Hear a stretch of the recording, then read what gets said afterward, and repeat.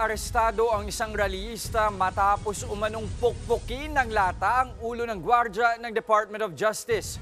Pero ayon sa ilang nagprotesta, maling tao ang hinuli. Nasa frontline ng balitang yan, si Dave Abuel.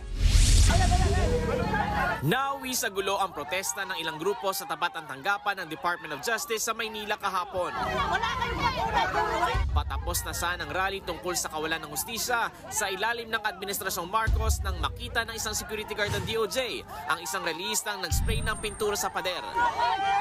Nang sitahin, dito na pinukpok pa ng rallyista ang guard gamit ng bote ng spray paint.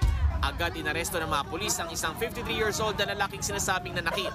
Posible siyang maharap sa reklamong physical injury at vandalism. Intensyon niya yung saktan ako tapos hihingi siya ng tawad. Parang hindi madadala ang isang tao pag binatawad mo, uulit at uulit lang din niya. Parang mas lalong lalakas yung loob nilang gumawa pa ng mga ibang krimen kung papatawarin mo yung tao na yun. Irerespeto natin yung kanilang karapatan. Pero kung may makikita tayong hayagang paglabag, wala tayong magagawa kundi ipatupad natin ang batas. Pero depensa ng mga kasamahan ng lalaking inuli ng mga pulis, maling tao ang inaresto. Paglilinaw lang, sino-sino po yung nag-vandal dun sa pader ng DOJ? Yun po yung hindi pa po natin sigurado sa kasalukuyan kasi hindi po natin mapangalanan or hindi po natin kilala yung mga taong nakita po sa CCTV.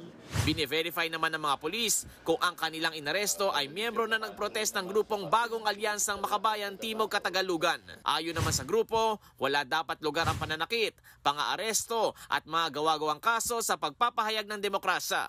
Nagbabalita mula sa Frontline, Dave Abuel, News 5.